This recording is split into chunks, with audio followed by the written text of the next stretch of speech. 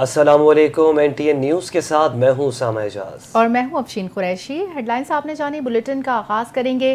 وفاقی وزیر داخلہ محسن نقوی نے کہا ہے کہ ایران اسرائیل کے درمیان سیز فائر میں وزیر اعظم کا اہم کردار ہے، جنگ بندی کے پیچھے بھی وردی ہے، سیز فائر پر پاکستان کو فخر کرنا چاہیے۔ وزیر مملکت برائے داخلہ طلال چودھری کے ہمراہ محرم الحرام کے حوالے سے تمام مکاتب فکر کے علماء کرام سے گفتگو کرتے ہوئے وزیر داخلہ محسن نقوی نے کہا کہ تمام علماء کرام کی آمد پر شکر گزار ہوں۔ قیام امن علماء کرام نے ہمیشہ اہم کردار ادا کیا۔ چیئرمین رویت ہلال کمیٹی تمام مکاتب فکر کے لوگوں کو ساتھ لے کر چلتے ہیں۔ بھارت کی طرف سے فائر کیے گئے میزائل ہدف تک نہیں پہنچے، جوابی کارروائی میں بھارتی شہریوں کو نشانہ نہیں بنایا۔ ہم نہیں چاہتے تھے کہ جنگ میں بھارت کے کسی سویلین کا نقصان ہو۔ ہمارا ایک میزائل بھارت کے آئل ڈپو میں لگا اور سویلین آبادی بچ گئی۔ فیلڈ مارشل کو جنگ میں کسی قسم کی پریشانی نہیں تھی۔ بھارت نے 4 گنا زیادہ نقصان برداشت کیا۔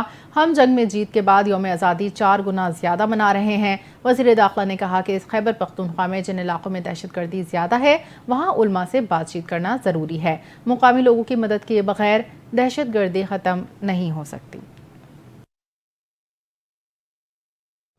آگے بڑھیں اور یہاں آپ کو بتائیں کہ وزیر اعظم شہباز شریف اقتصادی تعاون تنظیم کے 17ویں سربراہی اجلاس 3 اور 4 جولائی کو باکو میں منعقد ہوگا، جس میں وزیر اعظم شہباز شریف پاکستانی وفد کی قیادت کریں گے۔ دفتر خارجہ کے ترجمان کے مطابق وزیر اعظم اجلاس میں پاکستان کی نمائندگی کرتے ہوئے اہم علاقائی اور عالمی چیلنجز پر ملک کا موقف پیش کریں گے۔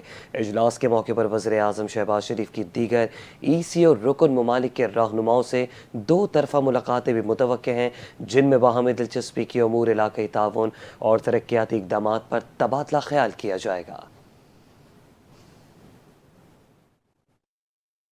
وزیر اعظم شہباز شریف سے گورنر خیبر پختونخوا فیصل کریم کنڈی کی ملاقات۔ گورنر خیبر پختونخوا نے وزیر اعظم کو دریائے سوات میں پیش آنے والے افسوسناک واقعے کے حوالے سے بریفنگ دی۔ وزیر اعظم نے قیمتی جانوں کے ضیاع پر افسوس کا اظہار کیا اور متعلقہ اداروں کو اس قسم کے واقعات کے تدارک اور روک تھام کے لیے اپنی استعداد بڑھانے کی ہدایت کی۔ ملاقات میں مجموعی ملکی صورتحال پر تبادلہ خیال کیا۔ ملاقات میں وفاقی وزیر کشمیر، گلگت بلتستان اور سرحدی امور انجینئر امیر مقام، وفاقی وزیر پبلک افیئرز یونٹ رانا مبشر اقبال، وزیر اعظم کے مشیر برائے سیاسی امور رانا ثناء اللہ، وزیر مملکت برائے پاور عبد الرحمان کانجو اور وزیر اعظم کے معاون خصوصی برائے سیاسی امور طلحہ برقی بھی موجود تھے۔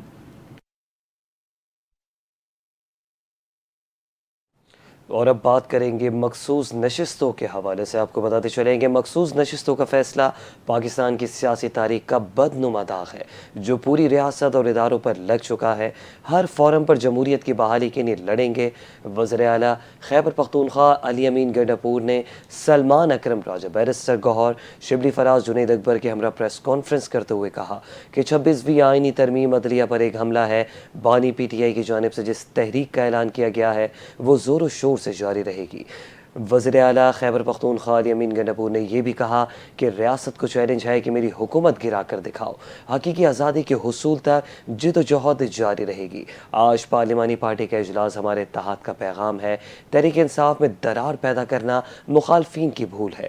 انہوں نے کہا کہ میں 9 مئی سے پہلے گرفتار ہوا تھا، آئین توڑا گیا اور ہمارا مینڈیٹ چوری کیا گیا۔ 9 مئی اور بانی کے خلاف نفرت پھیلانے اور تحریک انصاف کے خلاف سازش تھی۔ 9 مئی بہانہ تھا، بانی PTI نشانہ تھا۔ آئینی طریقے سے حکومت کو نہیں گرایا جا سکتا۔ خیبر پختونخوا میں گورنر راج لگانا ہے تو لگا کر دیکھ لیں۔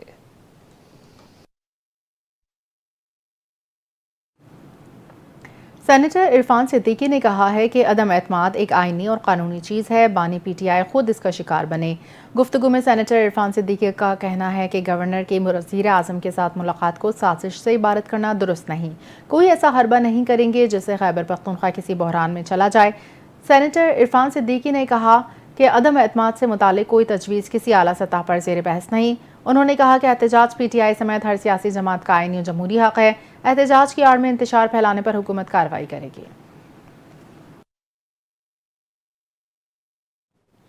اور یہاں آپ کو بتائیں کہ گورنر پنجاب سردار سلیم حیدر کی ایرانی قونصلیٹ آمد ہوئی، جہاں لاہور میں اسلامی جمہوریہ ایران کے قونصل جنرل مہران مواحد فر نے گورنر پنجاب کا استقبال کیا۔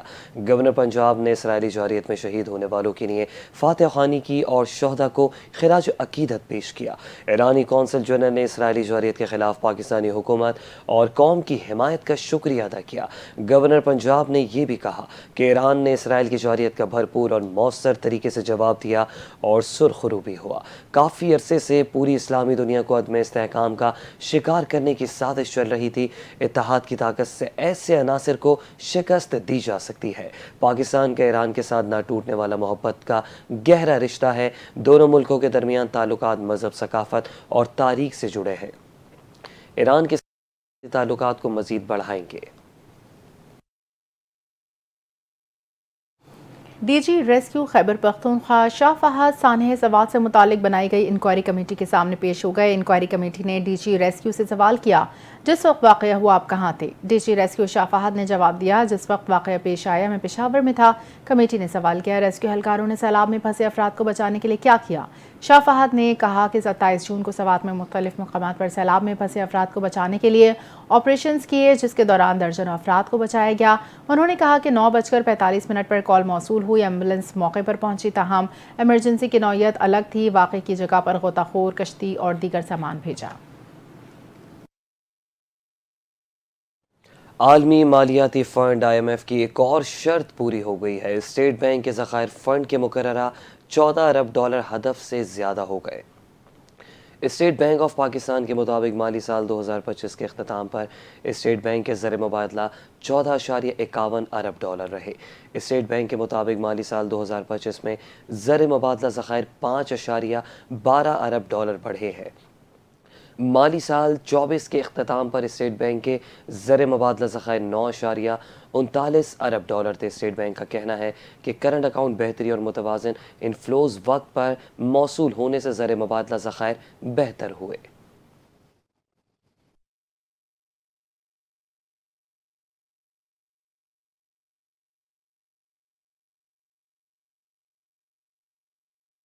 خیبر پختونخوا کے مختلف اضلاع میں 5 سے 11 جولائی کے دوران موسلادھار بارشوں کا امکان ہے۔ پی ٹی ایم اے نے تمام ضلعی انتظامیہ کو الرٹ جاری کر دیا۔ محکمہ موسمیات اور پی ٹی ایم اے کے مطابق مسلسل بارشوں سے ندی نالوں میں طغیانی، اربن فلڈنگ اور لینڈ سلائڈنگ کے خطرات بڑھ سکتے ہیں۔ پی ٹی ایم اے کے جاری کردہ مراسلے کے مطابق خیبر پختونخوا کے مختلف علاقوں میں شدید بارشیں متوقع ہیں۔ مراسلے میں کہا گیا ہے کہ پشاور، مردان، نوشہرہ، کوہاٹ اور ڈی آئی خان کے نشیبی علاقوں میں اربن فلڈنگ کا خطرہ موجود ہے۔ دریائے چترال، دریائے سوات، دریائے پنچکوڑا اور دریائے کابل میں بھی طغیانی کا خدشہ ظاہر کیا گیا۔ پی ڈی ایم اے کے مطابق ایبٹ آباد، بٹگرام، بنیر، دیر، چترال، شانگلہ، کوہستان، مالاکنڈ، مانسہرہ کے پہاڑی علاقوں میں لینڈ سلائڈنگ کا خطرہ ہے، جس کے باعث مقامی آبادی کو الرٹ کرنے کی ہدایت کی گئی ہے۔ پی ڈی ایم اے نے تمام اضلاع کو ہنگامی اقدامات کی ہدایت کرتے ہوئے ریسکیو اور ایمرجنسی سروسز کو الرٹ کرنے کا حکم دیا۔ مراسلے میں کہا گیا حساس علاقوں کی مقامی آبادی کو فوری طور پر الرٹ کیا جائے، جبکہ سیاحوں کو غیر ضروری سفر سے گریز کرنے کی ہدایت دی گئی۔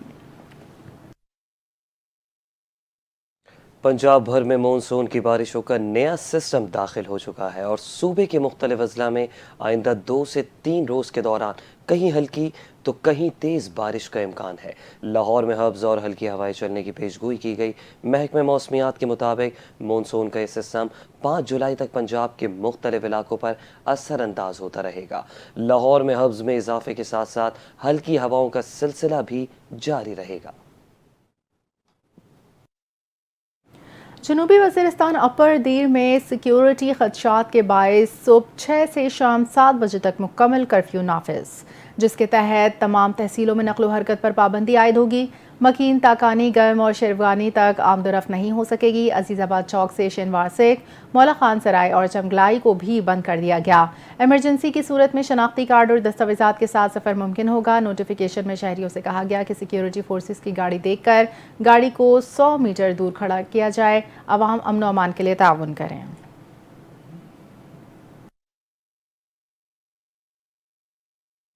اور یہاں پر آپ کو بتائیں کہ اسلام آباد ٹریفک پولیس کا موٹر سائیکل پر سوار دونوں افراد کے لیے ہیلمٹ لازمی قرار دینے کا فیصلہ۔ چیف ٹریفک آفیسر اسلام آباد کے مطابق موٹر سائیکل پر سوار مرد ہو یا خاتون دونوں کے لیے ہیلمٹ پہننا لازمی ہوگا۔ ہیلمٹ پہننے کے فیصلے کا اطلاع 2 ہفتے آگاہی مہم کے بعد ہوگا۔ پہلے شہریوں کو ڈبل ہیلمٹ کی اہمیت سے آگاہ کیا جائے گا۔ C T O Zeeshan Haider کا کہنا ہے کہ 2 ہفتوں بعد ڈبل ہیلمٹ نہ پہننے والے موٹر سائیکل سواروں پر جرمانہ عائد کیا جائے گا۔ ہیلمٹ کے استعمال سے حادثے کی صورت میں زندگی بچ سکتی ہے۔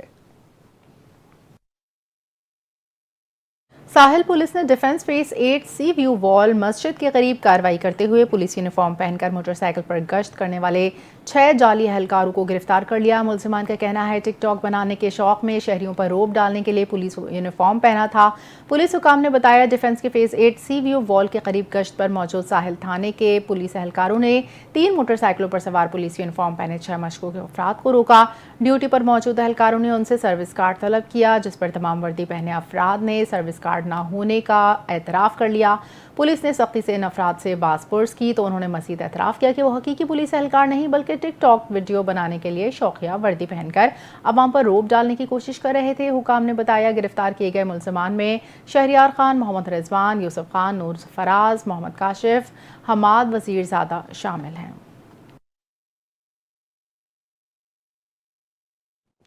اور کراچی میں باپ نے خواجہ سراؤ سے دوستی پر نوجوان بیٹے کو بہیمانہ انداز میں قتل کر دیا ہے۔ پولیس نے ملزم کو گرفتار کر لیا ہے۔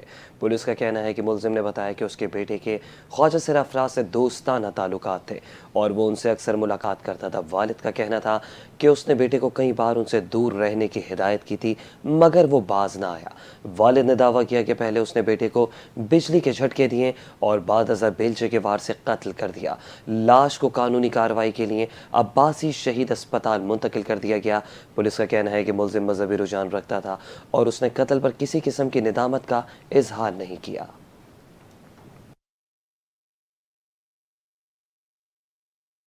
کراچی کے علاقے اورنگی ٹاؤن مومن آباد میں داماد نے سسرالیوں پر فائرنگ کر دی جس سے سسر سمیت 3 افراد جاں بحق ہو گئے۔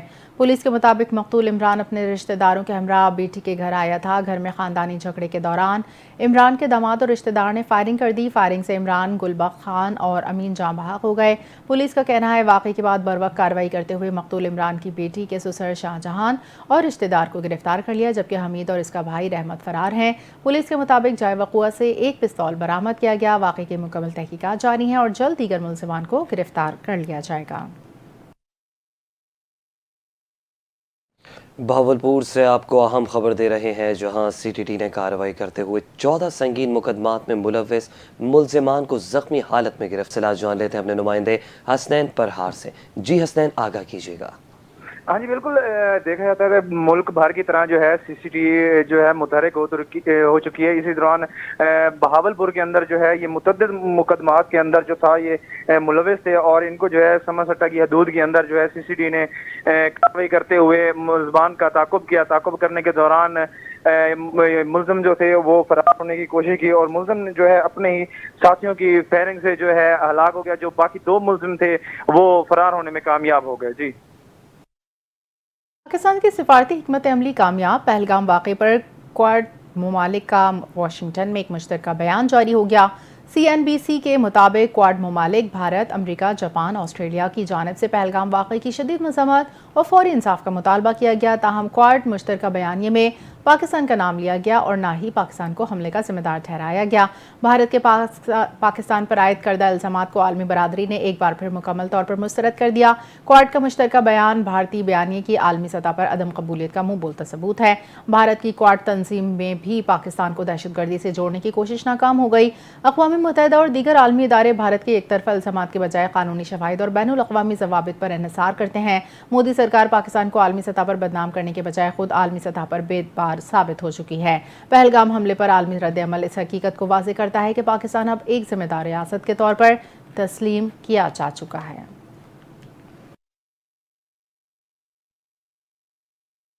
انڈونیشیا کے سیاحتی جزیرے بالی کے قریب مسافر کشتی سمندر میں ڈوب گئی۔ اس حادثے میں 43 افراد لاپتہ ہوئے اور اب تک 22 افراد کو زندہ نکالا جا چکا ہے جبکہ باقی کی تلاش میں وقت لگ سکتا ہے۔ غیر ملکی خبر رساں ایجنسی کے مطابق کشتی میں مجموعی طور پر 65 افراد سوار تھے جن میں خواتین اور بچے بھی شامل تھے۔ حکام کا کہنا ہے کہ حادثہ خراب موسم اور تیز لہروں کے باعث پیش آیا۔ ریسکیو اداروں نے امدادی کارروائیاں شروع کر دی ہیں اور غوطہ خوروں کی مدد سے لاپتہ افراد کی تلاش بھی جاری ہے۔ مقامی انتظامیہ نے واقعے کی مکمل تحقیقات کا حکم دے دیا۔ انتظامیہ نے عوام سے ساحلی سفر سے گریز کرنے کی اپیل بھی کر دی۔ ترجمان امریکی محکمہ خارجہ ٹیمی بروس نے کہا ہے کہ ایران کا انٹرنیشنل ایجنسی سے تعاون ختم کرنا افسوسناک ہے۔ ترجمان امریکی محکمہ خارجہ ٹیمی بروس نے پریس کانفرنس کرتے ہوئے کہا، ایران کو یورینیم افزودگی کے حوالے سے عالمی ایجنسی سے تعاون کرنا ہوگا۔ ایران امریکی حملے سے پہلے یورینیم افزودگی کر رہا تھا۔ ایران کے پاس جوہری ہتھیار نہیں ہونے چاہیے۔ ٹیمی بروس نے کہا، غزہ میں حالات معمول پر لانے کے لیے حماس کو ہتھیار ڈالنا اور مغوی رہا کرنا ہوں گے۔ صدر ٹرمپ غزہ میں جنگ بندی کے لیے پر امید ہیں۔ امریکی صدر نے 60 روزہ جنگ بندی کا بیان اسرائیل کی رضامندی پر دیا۔ انہوں نے مزید کہا، غزہ کی صورتحال کی ذمہ دار حماس ہے۔ حماس نے جنگ بندی کے معاہدے کو متعدد بار توڑا۔ غزہ جنگ بندی معاہدے کی تفصیلات پر بات نہیں کروں گی۔ ترجمان امریکی محکمہ کا کہنا ہے کہ صدر ٹرمپ مذاکرات کے ذریعے یوکرین اور روس میں جنگ بندی چاہتے ہیں۔ غزہ میں صہیونی فوج نے انڈونیشین اسپتال کے ڈائریکٹر مروان السلطان کو ان کی اہلیہ اور بچوں سمیت شہید کر دیا ہے۔ وزارت صحت کا کہنا ہے کہ غزہ میں اسرائیلی فضائی حملے میں انڈونیشین اسپتال کے ڈائریکٹر اپنے گھر پر اہل خانہ سمیت شہید ہو گئے ہیں۔ اسرائیلی فوج کا غزہ سٹی میں رہائشی عمارت پر حملہ، مزید 67 فلسطینی شہید۔ رپورٹ کے مطابق اسرائیلی فوج نے فلسطینیوں کو غزہ میں خان یونس کا علاقہ فوری خالی کرنے کا حکم دیتے ہوئے کہا ہے کہ بھرپور قوت کے ساتھ کارروائی کی جائے گی۔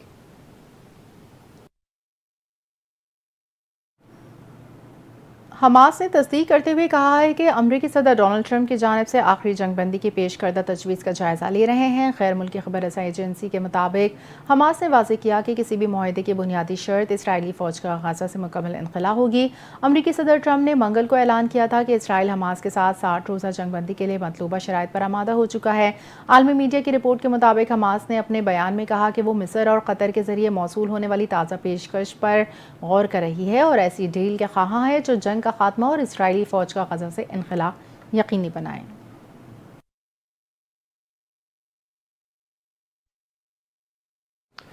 اور یورپ کے بیشتر حصوں میں موسم گرما کی شدید لہر نے ہر جانب تباہی مچا دی۔ شدید گرمی اور ہیٹ ویو سے 8 افراد ہلاک ہو گئے۔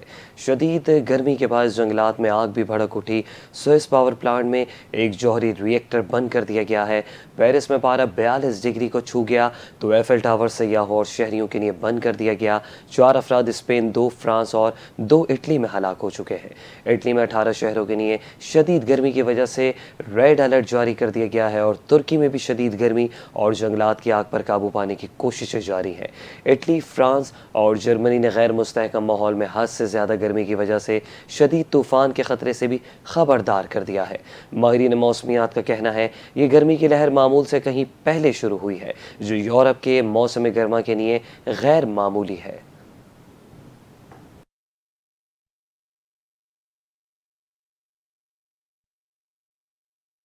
بلیٹن سے فی الحال اتنا ہی۔ مزید خبروں اور اپڈیٹس کے لیے دیکھتے رہیے NTN نیوز۔